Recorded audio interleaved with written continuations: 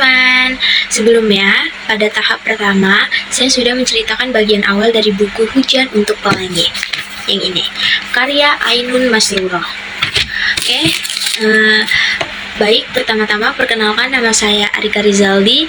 Di video tahap yang pertama saya belum ada perkenalan diri, jadi di sini saya ingin memperkenalkan diri saya. Oke.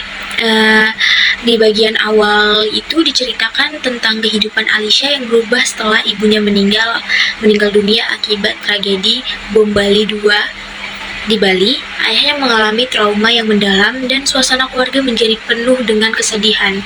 Sebenarnya yang di tahap pertama itu bukan cuman ayah Alisha doang yang merasa sedih, Alishanya juga sangat amat merasa kesedihan itu ya, teman. Oke, di sini saya ingin menceritakan ulang yang kemarin dari halaman 1 sampai 40, sekarang ingin melanjutkan dari halaman 40 sampai dengan selesai. Oke, dan saya ingin kasih tahu ke kalian kalau saya sangat suka banget dengan buku ini setelah saya lihat endingnya tuh sangat menyentuh sekali di saya ya, apalagi dengan cintanya anak perempuan itu adalah ayahnya. Gimana rasanya jika kita kan cinta pertama kita adalah tuh ayah kita, tiba-tiba ayah kita kayak tiba-tiba cuek, yang awalnya manis tiba-tiba jadi cuek cuman gara-gara satu momen. Itu sebenarnya bukan cuman gara-gara ya teman-teman, emang udah kejadian, udah naas kita tidak ada yang tahu. Oke, mari kita lanjut ke ceritanya. Pada bagian lanjutan cerita, kehidupan Alisha mulai menunjukkan perubahan secara perlahan. Ia mulai mencoba menjalani hari-harinya dengan lebih kuat, walaupun rasa kehilangan itu belum sepenuhnya hilang. Alisha mulai menyadari bahwa ia tidak bisa terus terjebak dalam kesedihan. Ia mencoba bangkit dan menata kembali hidupnya, baik di lingkungan sekolah maupun di rumah. Dan impian dia adalah ingin mengubahkan ayahnya ini menjadi pelangi gitu, kayak jangan sedih terus, dia harus menjadi pelangi. Maksud menjadi pelangi itu kayak di sini yang sedih bukan cuma ayahnya doang, Alisha kan juga, tapi Alisha bisa kuat loh, masa ayahnya nggak bisa gitu. Di sisi lain, hubungan antara Alisha dan ayahnya masih belum sepenuhnya membaik. Ayahnya masih sering terbawa emosi dan sulit melupakan masa lalu. Hal ini membuat komunikasi di antara mereka menjadi terbatas. Namun, seiring berjalannya waktu, Alisha mulai berusaha lebih memahami kondisi ayahnya. Ia tidak menyalahkan ayahnya, melainkan mencoba bersabar dan tetap memberi perhatian. Dan kalian ingat nggak kalau di cuplikan cerita kemarin, nggak cuplikan sih, di bagian pertama kemarin, kalau Alisha itu pengen menulis kan, menulis dongeng. Di situ lanjutannya itu Alisha ini pengen meyakinkan ayahnya kalau dia tuh pengen ikut lomba menulis itu gitu. Bahkan dia melamun mikirin gimana sih caranya supaya ayah tuh setuju gitu. Oke, pada hari Minggu pagi, Alisha sedang keluar rumah dan Fatih menyapanya kayak mau kemana gitu kan. Terus Alisha menjawab dia ingin ke pasar untuk membeli beberapa bahan makanan. Dia membeli bahan makanan itu buat memasak buat ayahnya, supaya ayahnya bisa menerima dia atau mengizinkan dia untuk ikut lomba menulis dongeng tersebut. Terus si Alisha ini bilang, kalau kalian mau mampir ke rumah boleh kok, kita sekalian makan bareng aja sama ayah aku gitu, kata Alisha. Habis itu, oh ya, nanti kita bakal kesana kok gitu. Singkat waktu, Alisha masak di dapur dengan penuh harapan ayahnya mau nerima dia untuk mengizinkan dia buat nulis. Masakan udah selesai, ayahnya dipanggil, ada yang mengetuk pintu. Alisha baru ingat kalau misalnya ada Kolim dan juga Fatih nunggu di depan buat makan sarapan bersama. Alisha samperin lah tuh, ya kan. Masuklah mereka. Ayah, kata Alisha gitu kan, ayah aku undang Kolim sama Fatih kesini ya gitu. Ayahnya cuman kayak ngangguk, oke, gitu doang gitu. Dan mereka duduk lah tuh sarapan, makan bareng gitu kan. Kemudian dengan keasikan makanan mereka, tiba-tiba kalian bilang kayak gini kan, Fatih calon istri idaman tuh gitu kan, udah pinter masak, terus cantik, soleha, cocok deh sama kamu, kata kalian itu. Terus tiba-tiba ayah tersedak waktu makan, kayak apa sih kayak gitu kan. Habis itu, ya, hanya bercanda loh gitu, kata kalian. Terus ayahnya si Alisha bilang, Alisha tidak akan menikah dengan Fatih, apalagi berjodoh dengan Fatih. Terus itu nggak bisa dibuat bercandaan gitu, kata ayahnya kan. Ayahnya kan gak suka bercanda-bercanda kayak gitu, jadinya ayahnya tuh marah langsung. Kayak Alisha bilang, ayah kalian juga cuma bercanda kok gitu. Langsung dihentakkan, jadi kayak gitu. Oh, sorry, langsung kayak gitu kan. Terus ayahnya langsung, ini nggak ada waktunya bercanda ya, kamu kan tahu Alicia ayah nggak suka bercanda, katanya kayak gitu. Terus ayahnya nyautin lagi kan, dan kamu harus tahu Alicia, kamu jangan bercanda sama ayah, kayak gitu. Dia terus langsung pergi meninggalkan meja makan tersebut. Habis itu si Alicia minta maaf sama Koliam, maafin Alicia ya, maafin ayah Alicia gitu. Enggak, Koliam kok yang salah, seharusnya Koliam gak bercanda seperti ini, jadi merusak momen sarapan pagi kita, gitu katanya. Udah kayak gitu, udah pulanglah mereka karena suasananya udah nggak enak, udah acak-acakan, udah campur aduk lah. Pulanglah si Koliam sama Fatih ini. Besoknya Alicia duduk termenung di depan komputer dan di dalam ruangan yang sering ia sama ayahnya jumpai. Maksudnya yang ayah dan bundanya tuh sering di situ gitu loh, ruangan itu. Dia juga sambil menulis gitu, mengetik di depan komputer itu. Karena basicnya dia tuh pengen nulis dongeng gitu loh, pengen nulis cerita, tapi ayahnya nggak ngizinin. Tiba-tiba dengan keasikannya dia ngetik kan, dia nggak sadar tuh ayahnya udah pulang. Awalnya kan ayahnya tuh nggak ada di rumah, ayahnya lagi di kantor, dia nggak sadar ayahnya udah pulang dengan suara motor mobilnya itu, dia nggak sadar. Tiba-tiba ayahnya udah manggil, ngapain kamu di sini, kayak gitu. Terus ayahnya bilang lagi, apa yang sedang kamu lakukan? Terus Alicia kaget, dia langsung dongak ke arah ayahnya kayak nggak percaya. Terus Alicia hanya diem aja di situ, dia shock juga kan, kayak takut gitu kan dimarahin ayahnya lagi. Terus ayahnya bentak lagi, ayah tanya, kamu ngapain di sini, kayak gitu. Terus ayahnya lihat kan di dalam komputer itu, dilihatnya, kamu mau menulis, katanya kayak gitu. Kan ayah udah bilang, ayah nggak mau, ayah nggak suka, katanya kayak gitu. Kamu jangan pernah bantah ayah ya. Belum sempat Alicia ngomong dan brak, ayahnya menendang meja. Terus kan ayahnya bilang lagi, berhenti masuk ruangan ini lagi, kamu jangan pernah ya bantah ayah lagi ya, katanya. Terus Alicia bilang, kenapa ya, kenapa? Dengan menjauhi semua itu, memori ayah tidak bakal pernah hilang dan gak bakal pernah terlupakan. Kenangan dengan bunda akan selalu berada di sini. Terus Alicia menyentuh dadanya sambil menangis. Ayah tidak perlu menghindari semua itu. Di sini Alicia hanya ingin mengingat bunda, mengingat masa-masa itu.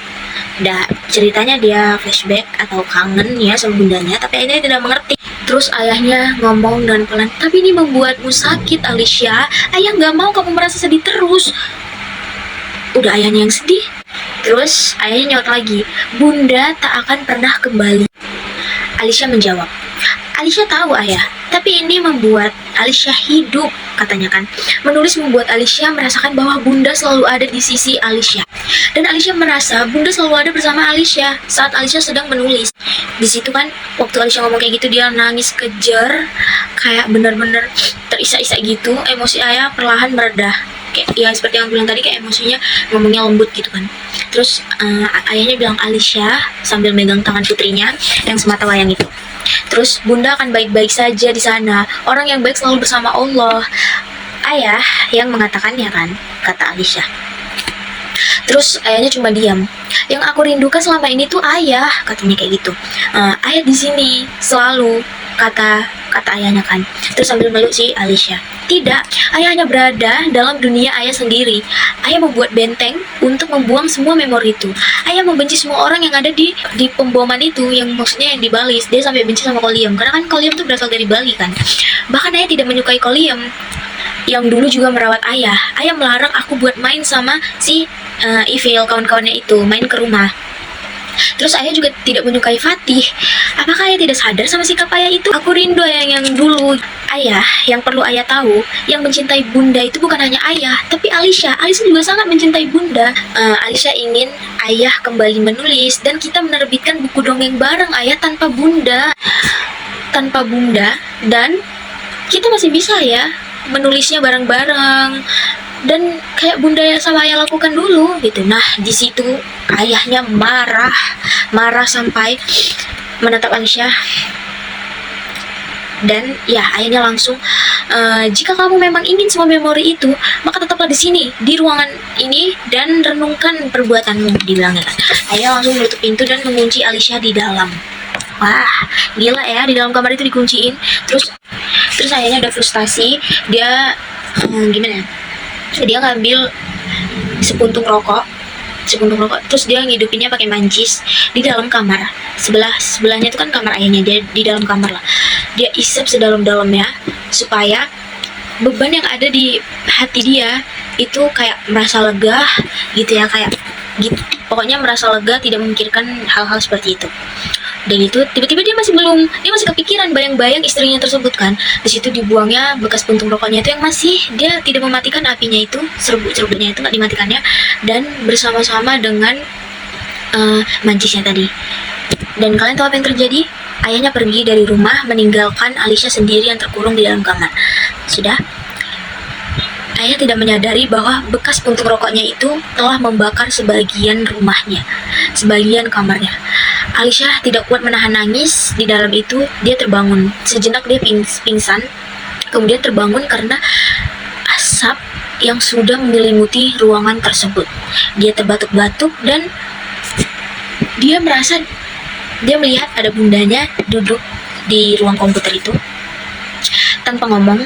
Terus bunda dia kayak linglung gitu loh guys. Terus bunda Alicia kangen bunda, dia nyamperi bundanya dengan tersengah-sengah gitu ya, maksudnya kan dia kan berpingsan terus ada asap kabut kayak gitu, kayak pasti kan gimana ya, nggak bisa dia nyamperin bundanya gitu kan. Tiba-tiba Alicia jatuh pingsan, dan kalian tahu apa? Fatih dan Kolyam keluar melihat keadaan rumah Alicia sudah kebakaran dengan api yang menyala-nyala. Oke, di situ Alicia jatuh pingsan, kemudian tidak sadarkan diri. Terus tetangga semua heboh, semua memanggil pemadam kebakaran, dan si Fatih bilang, ini pemadam kebakarannya kok lama banget datang gitu kan. Iya mas Fatih, sekitar 15 menit lagi bakal datang. Terus Fatih shock dong, dalam hati Fatih, kenapa lama banget, ini nggak bisa dibiarin, apa Alicia ada di dalam gitu kan. Tapi mobilnya ayahnya Alicia ini tidak ada, kemungkinan Alicia sedang pergi bersama ayahnya. Pas ayahnya datang, ada apa nih rame-rame di rumah saya, kata ayahnya gitu kan. Ayahnya shock, rumahnya udah kebakaran, dan dia shock melihat, dan dia baru menyadari kalau Alicia sedang di dalam. Alicia di dalam gitu, kayak sambil mereka langsung. Udah ayahnya ngambil goni basah buat masuk ke dalam. Gak tau juga ya, tapi di buku ini buatnya goni, seharusnya kain basah ya. Udah bisa tuh kan masuk ayahnya kan, didobraknya pintu, dia udah nggak peduli sama atap-atap yang udah jatuh, yang mau menimpa dia udah nggak peduli. Dia pokoknya anaknya mau selamat, dia nggak mau kehilangan yang kedua kali. Udah habis itu Alicia bertahan nak, kata ayahnya kan. Ya udah, dan di dalam itu Alicia udah nggak sadarkan diri. Terus ayah Alicia ini udah berpikiran kemana-mana. Dia terus meminta maaf kepada dirinya sendiri, udah meninggalkan Alicia dan menguncinya di dalam kamar tersebut. Oke, dibawanya lah keluar, dan tiba-tiba ada dentingan atap itu jatuh mengenai mereka, dan keduanya sama-sama tidak sadarkan diri. Dibawalah tuh ke rumah sakit ya kan. Dari dibawa ke rumah sakit, Alicia sadar. Dah Alicia ini mencari lah ya kan. Dia udah nggak kepikiran ayahnya, karena kan dari awal ayahnya dia bilang kalau misalnya kenapa ya tega ngunciin dia kan gitu kan. Dia udah minta tolong bukain, tapi ayah udah nggak peduli. Jadi dia nggak tahu kan kalau ayahnya itu yang nyelamatin dia waktu kebakaran tersebut. Udah Fatih datang buat ngasih tahu kalau ayahnya. Terus si Alicia bilang, kenapa ayah, katanya kayak gitu kan. Terus aku kenapa ada di sini gitu, bukan ayah udah nggak peduli sama aku ya gitu. Ayah kamu lagi, dia pengen menyampaikan, tapi dengan kondisi Alicia masih baru siuman, jadinya dia terpaksa menyampaikan kalau ayahnya ya di ruang ICU. Ayahnya nggak sadarkan diri dari kebakaran tersebut sampai dengan sadarnya Alicia. Kenapa bisa ya di ruang ICU? Bukannya ya lagi di di luar ya mengunci Alicia? Kan ya udah nggak peduli sama Alicia gitu. Di pikiran Alicia tuh kayak gitu di dalam hatinya kan. Terus Fatih menyambungkan perkataannya tadi, ayah kamu kritis saat menyelamatkan kamu, kata si Fatih itu kan. Kemudian Alicia shock. Terus dia kayak nggak nyangka kok bisa gitu kan. Dia benar-benar nggak nyangka banget. Kayak dia nangis ingin jumpain ayahnya teman-teman. Dan kata Fatih, ayahnya Alicia belum bisa ditengokin karena kondisinya masih belum stabil. Jadi ia menunggu besok. Terus Alicia tetap kekeh tuh mau ketemu ayahnya, tapi Fatih tetap bilang nggak boleh karena kondisi ayahnya belum stabil dan belum bisa dijenguk. Dan Alicia tunggulah keesokan harinya. Fatih bilang kalau misalnya ayah belum bisa ditengok juga. Alicia di situ nangis, dia pikirannya udah kemana-mana, takut ayahnya tuh kenapa-kenapa, dan dia nggak mau kehilangan yang kedua kalinya kan, gara-gara dia nggak mau merasa bersalah gara-gara ayahnya nyelamatin dia waktu itu. Kemudian omnya datang. Nama omnya tuh Om Benny ya. Terus omnya datang dan bilang, Alicia, om mau kasih kabar, tapi kamu jangan sedih ya. Ya gimana nggak sedih, orang nadanya aja kayak gitu kan. Jadinya kita kepikiran yang kemana-mana dong ya kan pastinya. Terus Om Benny menghapus air matanya dengan sapu tangan. Nah apalagi waktu dia menghapus air matanya, pasti pikiran Alicia udah kemana-mana kan. Udah kayak gitu.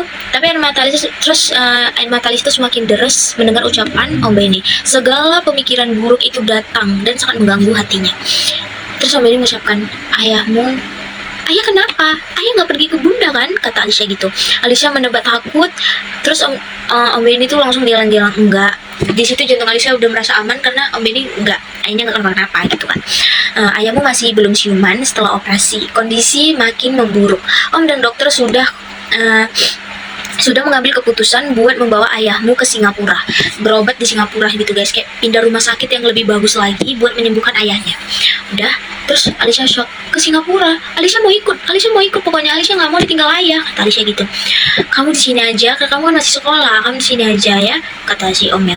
Jadi ayah mau ninggalin Alicia gitu, untuk sementara, kata omnya. Demi kebaikan ayahmu juga Alicia, kata omnya kan, demi kebaikan buat kita semua juga gitu, sambung. Terus Alicia diam. Omnya terus bilang, gimana Alicia, kamu mau kan? Terus Alicia bilang, oke Om, tapi Om janji ya harus jaga ayah dan harus bawa balik ayah ke sini gitu kan. Setelah mendapatkan persetujuan dari anak sematawayangnya, ayahnya kini telah dipindahkan ke Singapura. 5 bulan telah berlalu, lama ya. Dia tinggal di rumah omnya ya teman-teman, karena kan rumahnya masih direnovasi. Kolium yang renovasi rumah tersebut supaya bisa ditempati Alicia lagi. Terus di suatu pagi Alicia melihat ke jendela yang sudah gerimis atau hujan deras yang mengguyur kota tersebut. Dan kalian tahu, dia bingung gimana kondisi ayahnya di sana karena waktu om yang ngabarin itu cuman yang pertama kali ayahnya dibawa ke Singapura. Kemudian itu dia omnya udah nggak ngabari Alicia lagi. Jadi Alicia sangat khawatir bagaimana perkembangan ayahnya di sana.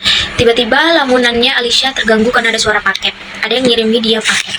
Paketnya itu nggak tahu siapa yang ngirimin, tidak ada tanda pengirimnya. Dan isi di dalam paket itu adalah buku. Alicia bingung kan, dari siapa, nggak ada pengirimnya gitu kan. Terus tangannya cepat-cepat membuka paket tersebut dan melihat buku tersebut. Dan isi di dalam bukunya itu adalah dongeng anak pelangi. Itulah juga. Dan bergetar bibir Alicia melihat ada nama ayahnya yang tercantum di situ, karya Hanafi. Di situ Alicia nangis, nafasnya tercekek kayak gitu kan. Terus udara dingin di kota Bogor yang diguyur hujan terasa terabaikan. Buku itu, benarkah? Katanya kayak gitu.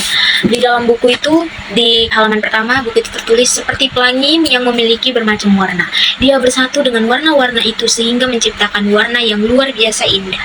Pelangi itu hidup di Indonesia, sebuah negara yang memiliki berjuta suku, ras, dan agama. Namun, mereka saling bergandengan tangan melangkah menuju cahaya pelangi, merasakan indahnya keberagaman yang selalu mewarnai hari. Air mata Alicia terdapat terbendung ya ketika membaca halaman pertama. Apakah ini tulisan ayah gitu kan? Alicia sungguh tidak percaya hal itu bakal terjadi kalau ayahnya bakal menulis lagi. Terus Alicia bertanya-tanya dengan dalam dirinya, ayah kemana? Terus sekarang ayah di mana? Kenapa ya belum kembali gitu kan? Terus tiba-tiba omnya datang menyamperi Alicia. Alicia di situ shock, kaget. Dia langsung buru-buru tuh keluar tuh. Tiba-tiba dengar suara ayahnya manggil Alicia. Di situ dia udah nggak asing lagi dengan suara itu. Dia langsung peluk ayahnya. Aduh sumpah. Dengan ayahnya yang sedang memakai kursi roda. Ya, ayahnya lumpuh guys. Ayahnya nggak bisa jalan selamanya dan menghabiskan waktunya di kursi roda tersebut. Tapi dalam ayahnya baik-baik aja ya, cuman ayahnya sedang duduk di kursi roda dan bakal selamanya duduk di situ gitu kan. Terus Alicia langsung meluk ayahnya dengan hujan yang sedikit gerimis, dari hujan deras jadi ke gerimis gitu kan. Terus ayah, kata Alicia kayak gitu, jangan hujan-hujan nak, nanti masuk angin, kata ayahnya gitu. Ayah juga, apalagi kondisi ayah kurang baik gitu kan. Terus si Alicia bilang, maafkan aku ya ayah gitu kan. Ayah yang seharusnya minta maaf Alicia gitu. Ayah telah memberi berjuta rintikan hujan yang mengalir di wajahmu. Anak ayah ini telah melakukan hal besar. Mendengar sekarang ayah telah mengerti dengan pelangi itu. Nah, ayahnya udah sadar nih guys. Terus ayahnya tuh sambil nangis ya ngomong kayak gitu. Jangan menangis lagi ayah. Ayah akan berusaha berubah. Ayah bisa berubah gitu kan. Alicia telah mengajarkan keikhlasan untuk ayah. Insya Allah ayah ikhlas dengan semua yang telah terjadi dalam kehidupan kita. Alicia sedang nangis bahagia ya, kata Alicia. Dia kan nangis kan. Dan di situ teman-temannya Alicia, mulai dari Fatih, Kolium, terus teman-teman yang lain yang evil datang ke rumah Alicia karena mendapatkan, terus si Fatih ini udah tahu rupanya kalau ayahnya tuh mau pulang sekarang kan, dikasih tahu omnya. Ya, di situ mereka kayak happy, seneng, campur aduk lah pokoknya ya. Di situ ayahnya kayak bersapa-sapa baik dengan Kolium dan dia menerima semua yang udah telah terjadi sama keluarganya, dan dia sudah ikhlas dengan kepergian istrinya. Tiba-tiba Alicia notice kalau ada pelangi. Wah, pelangi, gurau si Alicia. Terus wajah mereka semua langsung sumringah, senyum seperti itu. Kemudian senyum mereka semua yang sangat indah, seindah pelangi itu ya. Alicia menghirup dalam-dalam bekas menghirup aroma tanah sehabis hujan. Dia nggak menyangka bahwa ayahnya bisa berubah. Kini ayahnya sudah berubah menjadi yang lebih baik. Ayahnya juga mudah meminta maaf kepada Kolium, terus teman-temannya, bahwa pernah ada sikap ayahnya yang nggak mengenakan hati ya. Oke, segitu aja. Bagian yang paling berkesan bagi saya adalah ketika Alicia mulai menerima kenyataan dan mencoba berdamai dengan masa lalunya. Salah satu kutipan yang menggambarkan tidak semua luka harus hilang untuk membuat kita kembali tersenyum. Kutipan ini tuh sangat dalam ya maknanya. Artinya kita tidak harus menunggu semuanya sempurna kan, atau semua rasa sakit hilang untuk bisa bahagia. Kita tetap bisa melanjutkan hidup meskipun masih ada luka di dalam hati. Ada juga bagian ketika Alicia mulai memahami ayahnya, menunjukkan kedewasaan emosinya. Aku belajar bahwa setiap orang punya caranya sendiri untuk bertahan dari rasa sakit. Kutipan ini mengajarkan bahwa setiap orang memiliki cara berbeda dalam menghadapi masalah, dan kita harus belajar untuk memahami, bukan menghakimi. Dari bagian lanjutan cerita ini, saya mendapatkan beberapa pelajaran penting. Pertama, kita harus belajar menerima kenyataan walaupun itu sangat menyakitkan, karena dengan menerima kita bisa mulai melangkah lebih maju. Terus yang kedua, kita harus bersabar dalam menghadapi orang lain, terutama keluarga. Setiap orang memiliki luka dan cara masing-masing dalam menghadapinya. Yang ketiga itu, kita harus tetap memiliki harapan walaupun hidup terasa berat, selalu ada kemungkinan untuk menjadi lebih baik di masa depan. Itulah lanjutan cerita yang dapat saya sampaikan dari buku Hujan untuk Pelangi karya Ainun Masruroh. Melalui bagian ini, saya semakin memahami bahwa proses bangkit dari kesedihan membutuhkan waktu yang cukup lama dan membutuhkan kesabaran dan kekuatan hati. Cerita ini juga mengajarkan bahwa harapan akan selalu ada selama kita mau terus melangkah. Terima kasih sudah mendengarkan cerita saya. Tamat. Jujur aku baca buku ini sangat sedih ya teman-teman.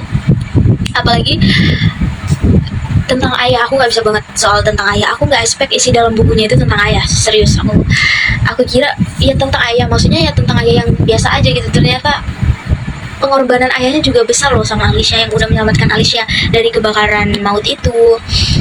Tapi keren sih, buku ini keren banget. Oke, teman-teman, see you.